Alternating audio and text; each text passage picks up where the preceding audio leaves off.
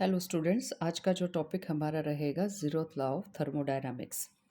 Zeroth law के according अगर आपकी दो बॉडीज़ जो हैं, मान लीजिए कोई सिस्टम है ए और एक सिस्टम है बी, और ए जो है इक्विलिब्रियम में है सी के थर्मल इक्विलिब्रियम में, और बी जो है सी के थर्मल इक्विलिब्रियम में है, तो ए और बी भी आपस में थर्मल इक्विलिब्रियम में हो जाएंगे। तो according to the statement, if two bodies A and B are separately in thermal equilibrium with a third body C, then A and B are also in thermal equilibrium with each other, एक दूसरे के साथ हो जाएंगे। इसको आप इस तरह से डायग्राम से समझा सकते हैं और समझ भी सकते हैं। मान लीजिए ए जो है सी के साथ थर्मल इक्विलिब्रियम में है। थर्मल इक्विलिब्रियम का मतलब है कि इन दोनों का टेम्परेचर सेम है। तो मान लीजिए इसका टेम्परेचर टी है और ए का टेम्परेचर भी टी होगा। उसके बाद बी जो है वो सी के साथ थर्मल इक्विलिब्रियम में है, तो इसका मतलब इन दोनों का टेम्परेचर सेम है। तो अब ये देखिए, अगर इन दोनों के बीच का ये इंसुलेटिंग जो पोर्शन है, पार्टीशन जो है, अगर ये इसको हम हटा दें, तो आपका जो ए और बी है वो भी किस में हो जाएगा, थर्मल इक्विलिब्रियम में हो जाएगा। दोनों का टेम्परेचर कितना हो जाएगा, टी और टी हो जाएगा। तो ये जो आपके पास सिस्टम है, जो ए बी और सी तीन अलग अलग सिस्टम हैं, ये तीनों सिस्टम जो है आपके प्रोटेक्टेड होने चाहिए एडियाबैटिक वॉल से। ये ना हो कि बाहर से सराउंडिंग से कोई एनर्जी या हीट इनको डिस्टर्ब कर दे। तो बाहर से आपने एडियाबैटिक वॉल से प्रोटेक्ट कर रखा है। ए को ए और सी का टेम्परेचर सेम था, बी और सी का टेम्परेचर सेम था, तो ए और बी का टेम्परेचर भी सेम हो जाएगा। तो ये बड़ा आसान सा है। और ये जो आपका ज़ीरोथ लॉ ऑफ थर्मोडायनामिक्स है, इसके इम्पोर्टेंट ये है कि ये टेम्परेचर को पहली बार डिफाइन करता है, टेम्परेचर को एक्सप्लेन करता है। If two systems are not in thermal equilibrium, they are at different temperatures. तो अगर इक्विलिब्रियम में नहीं है वो थर्मल में, तो उनका टेम्परेचर अलग अलग होगा। नेक्स्ट कंसेप्ट जो हमारे पास आता है वो आता है हीट का। हीट आपके पास एनर्जी है, लेकिन एनर्जी स्टोर्ड नहीं है, एनर्जी रेस्ट में नहीं है, ये वो एनर्जी है जो ट्रांसफ़र हो रही है। तो heat is energy in transit, जो मूवमेंट में है, ट्रांसफ़र हो रही है from one body to another, उस एनर्जी को हम हीट कहेंगे। तो ये सोच के चलिएगा कि अगर जब आप ये कहते हैं कि इस बॉडी की एनर्जी इतनी है, तो बॉडी को कहीं ना कहीं आप जो है अपने उसको एनर्जी ट्रांसफ़र करनी पड़ेगी, तब जाके आप ये कहेंगे कि इस बॉडी ने इतनी एनर्जी ट्रांसफ़र की है, इसकी हीट इतनी है। If the flow of heat stops, the word heat can't be used. तो अब आपके पास कंसीडर कीजिए कि आपके पास एक सिस्टम है, और इस सिस्टम में ये किसी से जो है आपके जो है एनर्जी का लेन देन इसका नहीं हो रहा है, एडियाबेटिक वॉल से आपने इसको प्रोटेक्ट कर रखा है। तो आप ये नहीं कह सकते कि इस सिस्टम की हीट इतनी है, क्योंकि यहाँ पे जो है एनर्जी का ट्रांसफ़र नहीं हो रहा है। तो जितनी एनर्जी का ट्रांसफ़र होता है उस एनर्जी को हीट कहा जाता है। इफ़ तो ये आपको समझ में आ गया होगा। If the flow of heat stops, the word heat can't be used. It is only used when there is transfer of energy between two or more system. तो कम से कम दो सिस्टम तो होने ही चाहिए, और हीट का ट्रांसफ़र और कितने भी आपस में कितने भी सिस्टम्स के बीच में हो सकता है। तो कंसीडर कीजिए कि आपके पास दो सिस्टम हैं, ए और बी, और ये थर्मल कांटेक्ट में हैं, यानी कि ए और बी के बीच में एनर्जी का फ्लो, यानी कि हीट जो है, हीट का फ्लो हो रहा है with one another and surrounded by adiabatic walls. और इनका जो है और किसी सिस्टम से बाहर से कोई लेना देना नहीं है। तो आप कुछ इस तरह से कंसिडर कर सकते हैं कि ये ए और बी जो है आपके दो सिस्टम हैं, और इन दोनों सिस्टम्स को आपने एडियाबैटिक वॉल से क्या कर रखा है, प्रोटेक्ट कर रखा है। लेकिन इन दोनों सिस्टम्स के बीच में जो है एनर्जी का ट्रांसफ़र हो सकता है। तो कंसीडर कीजिए कि आपने ए सिस्टम को हीट एनर्जी दे दी है। ये क्यू जो है आपकी हीट एनर्जी है। एक बॉडी से दूसरी बॉडी को जब आप एनर्जी देते हैं, या बाहर से किसी बॉडी को आप एनर्जी या सिस्टम को एनर्जी देते हैं, तो उसको हीट कहेंगे ना, क्योंकि आप एनर्जी को ट्रांसफ़र कर रहे हैं। तो आपने ए सिस्टम को एनर्जी दे दी। उस सिस्टम की जो इंटरनल एनर्जी थी वो थी पहले U1, और आपने जैसे ही बाहर से एनर्जी दी, सिस्टम की इंटरनल एनर्जी U1 से कितनी हो गई, U2 हो गई। तो इंटरनल एनर्जी को हम डिटेल में अभी थोड़ी देर बाद पढ़ने वाले हैं। तो इतना चेंज तो हो गया इसकी इंटरनल एनर्जी में और W वर्क डन कर दिया आपने सिस्टम के ऊपर। तो मान लीजिए कि आपने बाहर से 5 जूल एनर्जी दी, तो 5 जूल में से कंसिडर कर लीजिए कि 3 जूल तो इसकी इंटरनल एनर्जी में चेंज आ गया, और ये भी कह सकते हैं कि इंटरनल एनर्जी जो है पहले ये 5 जूल थी, आपने बाहर से जब एनर्जी दी तो ये टोटल एनर्जी आपकी जो फाइनल एनर्जी वो 8 जूल हो गई, तो चेंज इन एनर्जी कितने का हो गया, 3 जूल का हो गया। सिस्टम पर जब आप काम करेंगे, बाहर से एनर्जी देंगे, टेम्परेचर बढ़ जाएगा, एक्सपेंशन हो सकता है, तो सिस्टम पर वर्क कर दिया, तो लेट अस कंसीडर 2 जूल का काम आपने कर दिया, तो 3 + 2 5 हो गया। Energy can neither be created not be destroyed, तो यहाँ पर law of conservation of energy भी आपने प्रोटेक्ट कर लिया है। तो जब आप एनर्जी देते हैं बाहर से, हीट देते हैं, तो कुछ तो उसकी इंटरनल एनर्जी, सिस्टम की इंटरनल एनर्जी को बढ़ाने में यूज़ हो जाती है, और कुछ उसके एक्सपेंशन या कंप्रेशन में यूज हो जाती है। तो कंसिडर कर लीजिए कि आपने इस सिस्टम को, ए वाले को हमने क्यू दे दी, सिमिलरली हमने बी को भी दी है, बी को हमने कितना दे दिया, क्यू डैश। तो यहाँ पे ए को हमने क्यू एनर्जी दी है और बी को हमने क्यू डैश एनर्जी दी है, और हमने अब ये मान लिया है कि बी में भी यही सारे चेंजेस आएंगे जो कि हमारे ए के अंदर आए हैं। तो देखिए इसको किस तरह से डिस्क्राइब करेंगे with the equation, Q dash is the energy given to the B system, और ये इंटरनल एनर्जी में चेंज आ गया। बी की इंटरनल एनर्जी पहले U1 डैश थी और अब नई इंटरनल एनर्जी U2 डैश हो गई है, और सिस्टम पर कुछ काम भी हो गया है W डैश। तो बी सिस्टम के लिए आपके पास ही हो गया। तो टोटल एनर्जी हमने ए को और बी को टोटल कितनी दी, तो दोनों की हमने ऐड कर दी, क्यू प्लस क्यू डैश, और उसको थोड़ा सा रीअरेंज करने के बाद फाइनल जो आपके पास इंटरनल एनर्जी थी वो दोनों सिस्टम की ऐड हो गई, माइनस में टोटल इंटरनल एनर्जी आपकी दोनों सिस्टम की हो गई, and this is the total work done on the system. तो total change in internal energy of the composite system, यानी कि अब ये जो कंबाइंड सिस्टम आपको मिल गया है ए और बी का, तो इंटरनल एनर्जी में कितना चेंज हुआ है, तो इंटरनल एनर्जी में ये चेंज हुआ है, यानी कि जो फर्स्ट टर्म है वो ये शो कर रही है, that is the change in internal energy. तो ये इंटरनल एनर्जी में चेंज हो गया। वर्क डन कितने का हुआ टोटल, दोनों के ऊपर, तो दोनों का वर्क डन जो आपके पास है W + W डैश हो गया है। एज द कंबाइंड और the composite system is surrounded by adiabatic walls, तो बाहर से कोई लेना देना एनर्जी का नहीं हो रहा है, then the net heat transferred is zero. तो आप ये देखिए कि बाहर से सिस्टम का कोई लेना देना नहीं हो रहा, तो टोटल एनर्जी किसके बराबर होनी चाहिए, क्यू प्लस क्यू डैश के, heat, that is net heat. Heat का मतलब एनर्जी जो ट्रांसफ़र हो रही है, तो एनर्जी तो कोई ट्रांसफ़र ही नहीं हो रही, तो आपके पास क्या हो गया, ए को आपने क्यू दे दी, बी को आपने क्यू डैश दे दी, और इसको आपने प्रोटेक्ट कर लिया एडियाबैटिक वॉल्स के साथ, तो बाहर कोई लेना देना नहीं हो रहा, तो टोटल हीट एनर्जी जो है आपके पास कितनी हो जाएगी, ज़ीरो। और ये जो हमने दी थी वो हीट एनर्जी ही दी थी, तो क्यू प्लस क्यू डैश किसके इक्वल हो जाएगा, ज़ीरो के, तो Q is equal to minus Q dash. इसका मतलब एक सिस्टम जो ले रहा है दूसरा सिस्टम वही लूज़ भी कर रहा है, तो एक गेन कर रहा है तो दूसरा लूज़ कर रहा है। The heat gained by one system is equal to the heat lost by the other system.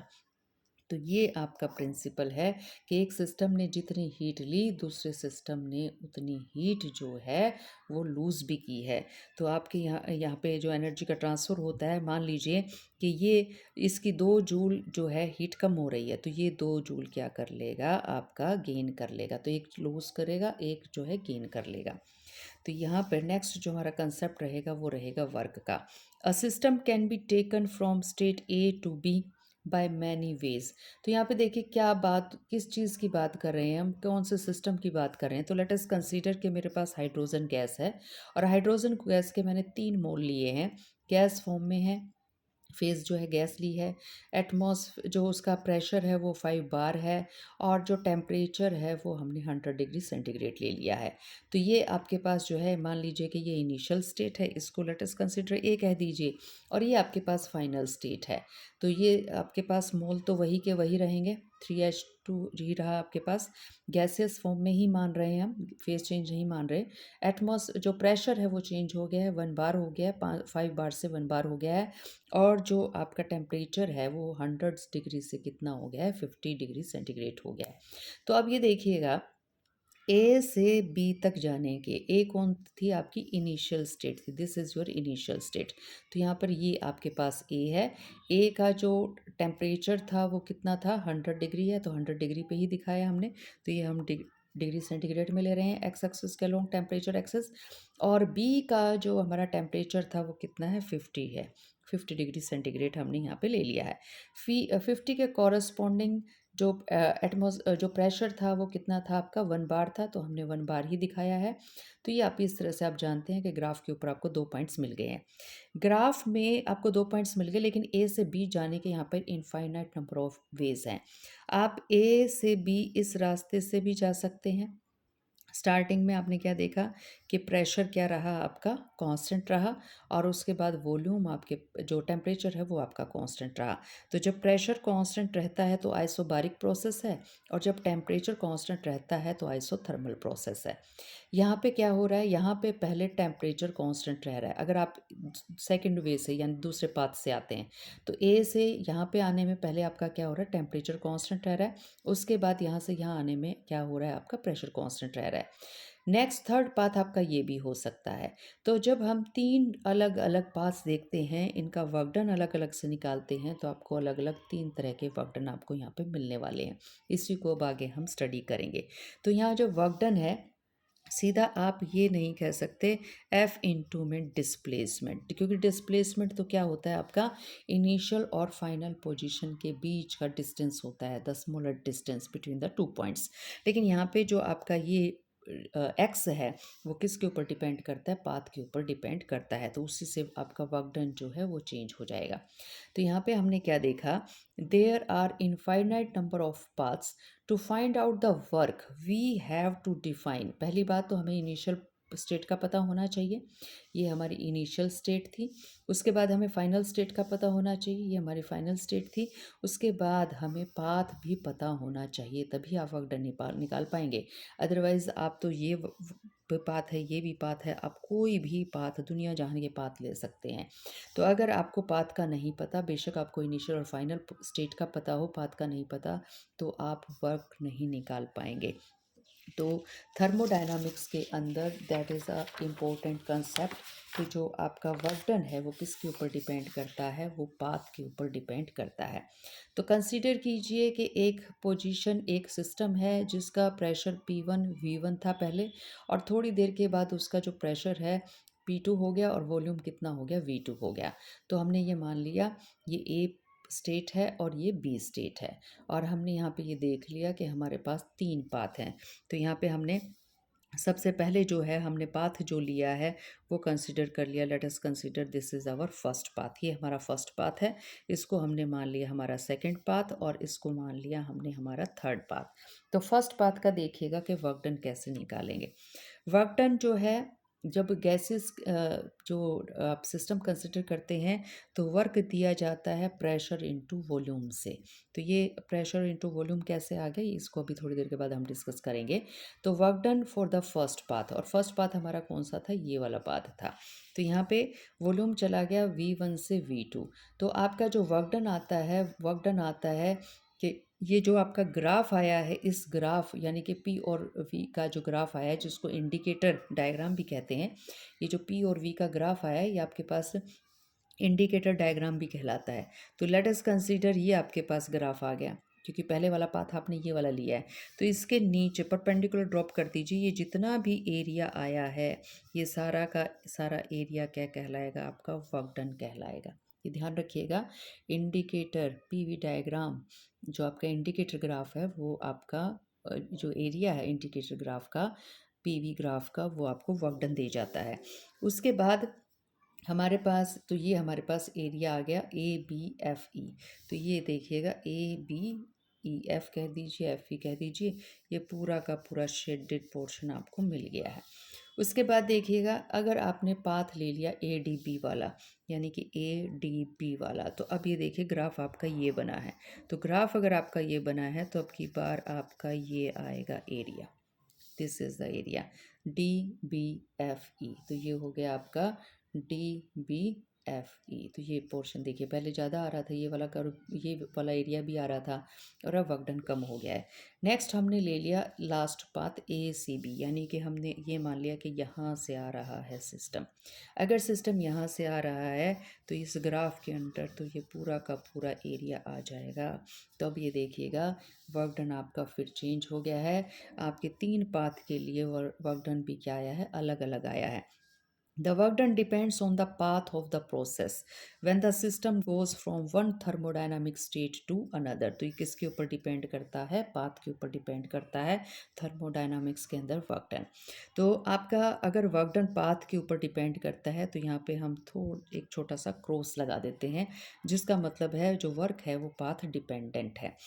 अगर वर्क सिस्टम के ऊपर हुआ है, work is done on the system, then the work done is consider to be positive. तो एक sign convention है, ध्यान में रखिएगा। उसके बाद अगर सिस्टम वर्क कर रहा है, the work is done by the system, then the work is said to be negative. तो ये दो बहुत इंपॉर्टेंट चीज़ें हैं कि कब वर्क डन पॉजिटिव कंसिडर करेंगे आप, कब नेगेटिव कंसिडर करेंगे। अगर सिस्टम पर काम कर रहे हैं तो वर्क डन पॉजिटिव कहलाएगा, अगर सिस्टम काम कर रहा है तो वर्क डन क्या कहलाएगा, नेगेटिव कहलाएगा। तो ये साइन कन्वेंशंस आपको याद होनी चाहिए। अब ये देखिएगा कि वर्क डन जो है जो हमने लिया था प्रेशर इनटू वॉल्यूम, जो हमने लिया था वो कहाँ से आ गया था। आप जानते हैं work done is equal to force into displacement है आपके पास। जो आपका फोर्स है वो किसके बराबर होता है, आप प्रेशर की डेफिनेशन याद कीजिएगा कि pressure is equal to force upon area. और ये जो प्रेशर हम ले रहे हैं वो एक्सटर्नल ले रहे हैं, जो बाहर से लगा रहे हैं अपने सिस्टम के ऊपर। तो एफ़ की वैल्यू कितनी आ जाएगी, पी एक्सटर्नल, यानी कि एक्सटर्नल प्रेशर इनटू में एरिया। तो एफ़ की जगह हमने पी एक्सटर्नल इनटू में एरिया रख दिया है। और एल आपके पास ये लेंथ है जो डिस्प्लेसमेंट हमने दी है। कब डिस्प्लेस हुए, जब आपने बाहर से एक्सटर्नल प्रेशर लगाया तो सिस्टम में कुछ चेंजेस आए हैं, डिस्प्लेस हुआ है। एरिया इनटू डिस्प्लेसमेंट, डिस्प्लेसमेंट का मतलब कुछ वॉल्यूम में चेंज आ गए हैं, तो ये वॉल्यूम आ गया आपके पास। तो external pressure into change in volume, that is the work done in thermodynamics. इसको आप कुछ इस तरह से समझ सकते हैं कि लेट अस कंसीडर कि हमारे पास ये एक गैस फिल है इस पिस्टन के अंदर, और आपने बाहर से एक्सटर्नल प्रेशर लगा दिया। तो ये एक्सटर्नल प्रेशर है आपका ये वाला, और आपको पता है ये थोड़ा सा पिस्टन नीचे की तरफ यहाँ तक आ जाएगा। अगर यहाँ तक आ गया तो ये देखिए पहले तो वॉल्यूम पूरा था, अब थोड़ा सा वॉल्यूम कम हो गया है। तो ये चेंज इन वॉल्यूम हमने कितना मान लिया है, डेल्टा वी मान लिया है। ये कितना शिफ्ट हुआ है नीचे पिस्टन, वो लेंथ आपके पास कितनी हो जाएगी, एल हो जाएगी। और आपको ये भी पता है ये 3 डायमेंशनल फिगर है, तो अगर ये 3 डायमेंशनल फिगर है तो इसका कोई ना कोई एरिया भी होगा। तो एरिया इनटू लेंथ जो है आपके पास क्या हो जाएगा, चेंज इन वॉल्यूम हो जाएगा। इंटरनल एनर्जी का कंसेप्ट भी अब यहाँ पे आपको बार बार जो है यूज़ में आपके पास आएगा। Energy content of a system is called its internal energy. System की जो एनर्जी है उसको इंटरनल एनर्जी कहेंगे, जो आपके 3 चीज़ों से मिलकर बनी हुई है। पहली बात काइनेटिक एनर्जी। आपको पता है सिस्टम चाहे आपके पास सॉलिड हो चाहे लिक्विड हो, गैस हो, पार्टिकल्स जो मॉलिक्यूल्स हैं, एटम्स जो आयंस हैं, वो सारे के सारे मूवमेंट में होंगे। और जैसे ही आप टेम्परेचर बढ़ा देते हैं उन पार्टिकल्स की मूवमेंट बढ़ जाती है।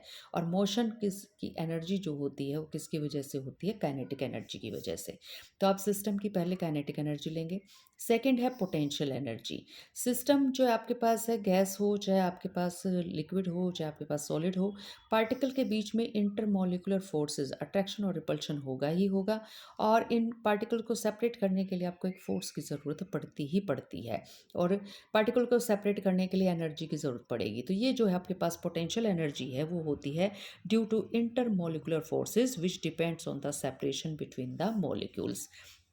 थर्ड आपके पास जो आती है the energy of electrons and nuclei. यहाँ पे तो अब तक आप एटम्स की बात कर रहे थे कि एटम जो की वेलोसिटी बढ़ गई है, एटम्स के बीच में इंट्रैक्शन है, लेकिन आपको पता है एटम भी तो बने हुए हैं इलेक्ट्रॉन्स से और न्यूक्लियस से, तो उनके बीच में भी आपके पास एक एनर्जी काम करती है। तो अगर आप इन तीनों चीज़ों को जो है कैलकुलेट करने लगे तो आप कैलकुलेट नहीं कर पाएंगे। It is not possible to measure total internal energy of a system in any given state, only change in its value can be measured. आप सिर्फ इसका चेंज मेज़र कर सकते हैं, इंटरनल एनर्जी का, इंटरनल एनर्जी को मेज़र नहीं कर सकते। जैसे कि हमने भी पहले इक्वेशन देखी थी कि हमने बाहर से जो है हीट दे दी, उस हीट ने क्या किया, कुछ तो कर दी आपके सिस्टम की इंटरनल एनर्जी चेंज और कुछ कर दिया वर्क। वर्क आप निकाल सकते हैं external pressure into change in volume से। तो ये क्वांटिटी नोन है, ये आपने ये अप्लाई किया था। इन दोनों क्वांटिटीज़ को जब आप माइनस करेंगे तो इंटरनल एनर्जी का चेंज आ जाएगा। तो U2 और U1 आपको नहीं पता, लेकिन U2 माइनस U1 आपको नोन है अब। उसके बाद देखिएगा Q क्या है, आपकी heat supplied to the system है, और W क्या है, work done by the system है।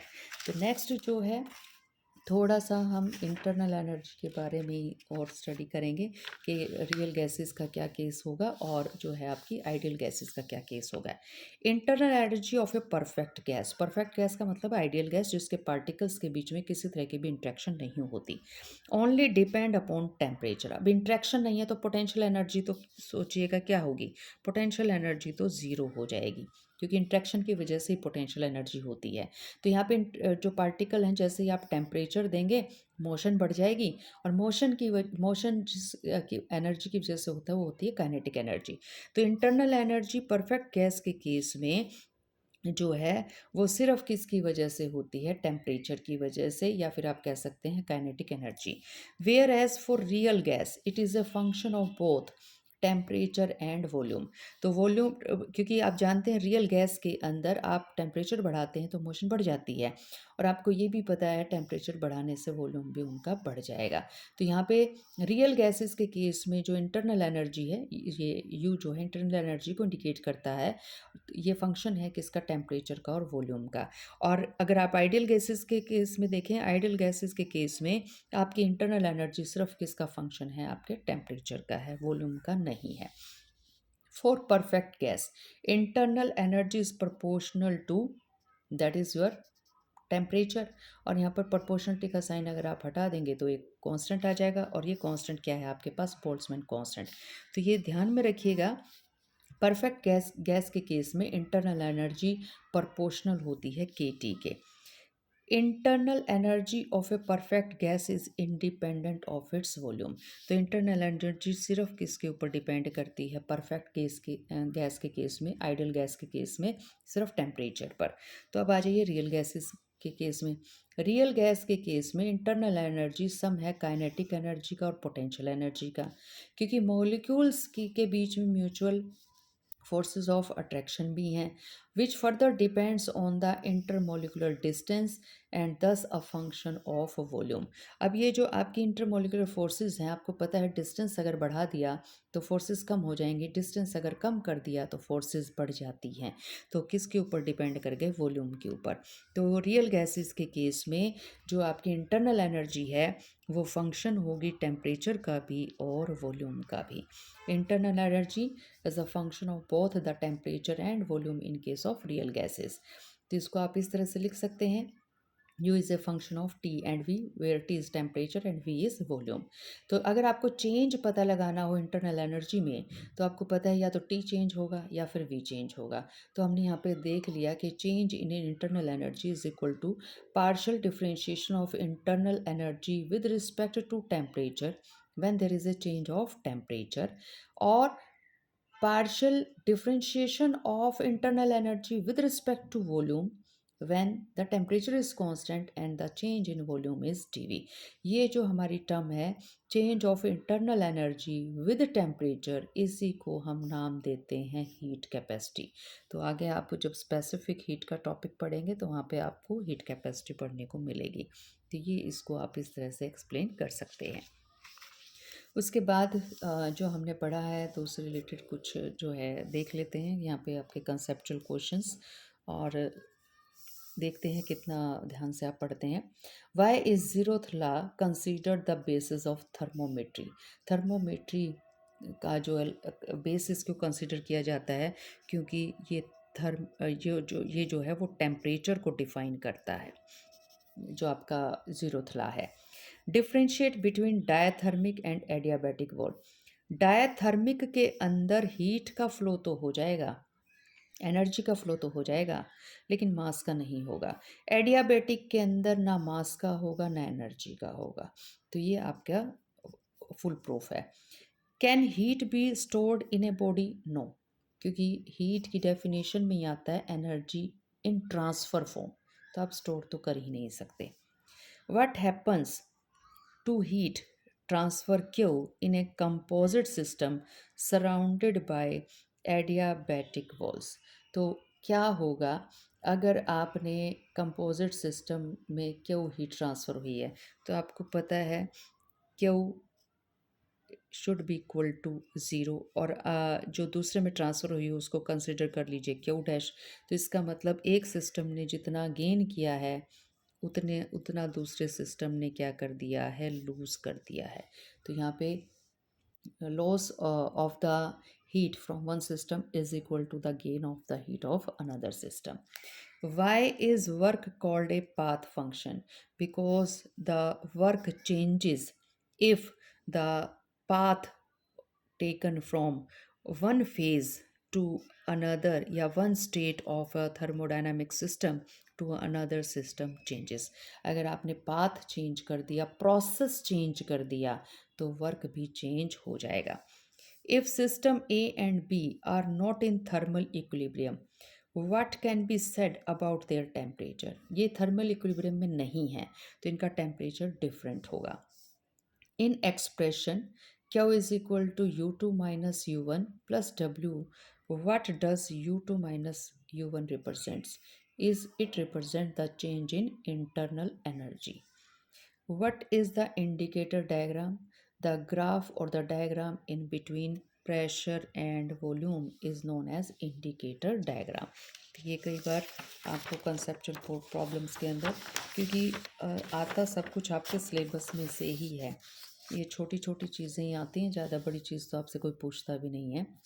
तो MCQs देखिएगा। Which law of thermodynamic provides the basis of definition of temperature?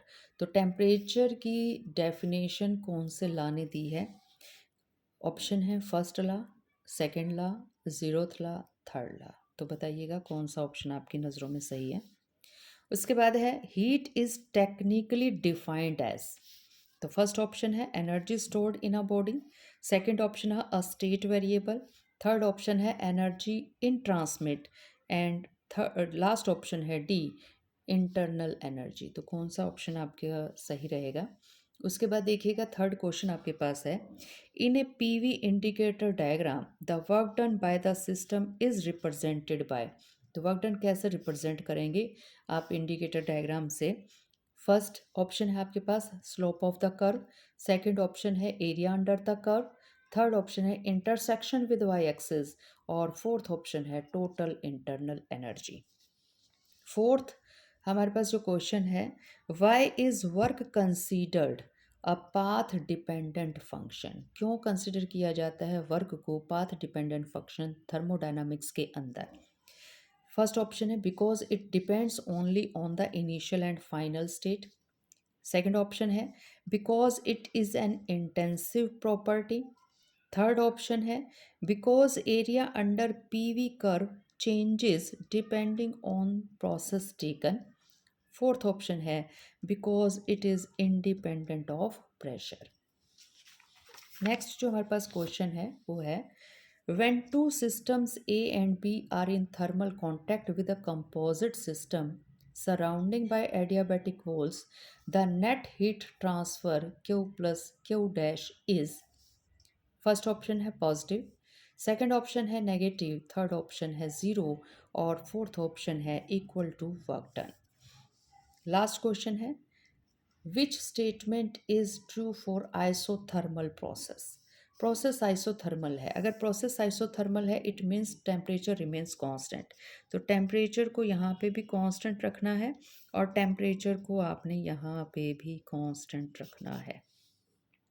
तो टेम्परेचर कांस्टेंट रखने के बाद आपने क्या किया, पिस्टन को नीचे की तरफ शिफ्ट कर दिया है, प्रेस कर दिया है। तो इस प्रोसेस को कंप्रेशन कहा जाता है। तो इसको हमने मान लिया है कि आपका ये जो है फिगर है ए। उसके बाद जो है यहाँ पे हमने क्या किया, टेम्परेचर को कांस्टेंट ही रखना है और हमने क्या किया, ऊपर की तरफ यानी कि इसको एक्सपेंड करवा दिया। तो आइसोथर्मल एक्सपेंशन है ये, और ये है आइसोथर्मल कंप्रेशन। तो ये मान लीजिए कि यहाँ पे जो वर्क आप कर रहे हैं डब्ल्यू ए है, यहाँ पे आप जो वर्क कर रहे हैं वो डब्ल्यू बी है। तो अब ये देखिएगा कि कौन सा ऑप्शन जो है वो सही ऑप्शन आपका काउंट होगा। तो 4 ऑप्शन हैं आपके पास, दोनों वर्ग नेगेटिव हैं, डब्ल्यू ए नेगेटिव है, डब्ल्यू बी पॉजिटिव है। थर्ड ऑप्शन है डब्ल्यू ए पॉजिटिव है, डब्ल्यू बी नेगेटिव है। और फोर्थ ऑप्शन है दोनों के दोनों पॉजिटिव है। तो आपकी नज़रों में कौन सा सही रहेगा, इसके लिए आपको देखना पड़ेगा कि यहाँ पे ये जो आपका फॉर्मूला है, ये है, आप जब आइसोथर्मल वर्क डन करते हैं तो ये फॉर्मूला रहेगा आपका वर्क डन का, W is equal to N R T. What is N, number of moles, what is R, that is universal gas constant, what is T, that is this constant temperature, जिस constant temperature पे आप ये दोनों process कर रहे हैं। Natural log final volume divided by initial volume. तो आपको यहीं से पता चल जाएगा, if final volume is greater than initial volume तो आपका वर्क डन आएगा positive. And if final volume is less than initial volume तो वर्क डन कैसा आएगा, नेगेटिव। तो ये क्वांटिटी जो है ये डिसाइड करेगी। वी एफ बड़ा हो गया वी आई से तो क्वांटिटी आई जाएगी वर्क डन पॉजिटिव, और वी एफ अगर छोटा हो गया वी आई से तो क्वांटिटी वर्क डन की कैसी रहेगी, आपकी नेगेटिव। तो ये आपके पास लास्ट जो है ऑब्जेक्टिव टाइप क्वेश्चन था। तो ये आपके पास रही की फर्स्ट का आंसर सी है, सेकंड का सी है, थर्ड का बी है, फोर्थ का सी है, फिफ्थ का सी है, सिक्स्थ का बी है। तो आज के लिए बस इतना ही, फिर मिलते हैं।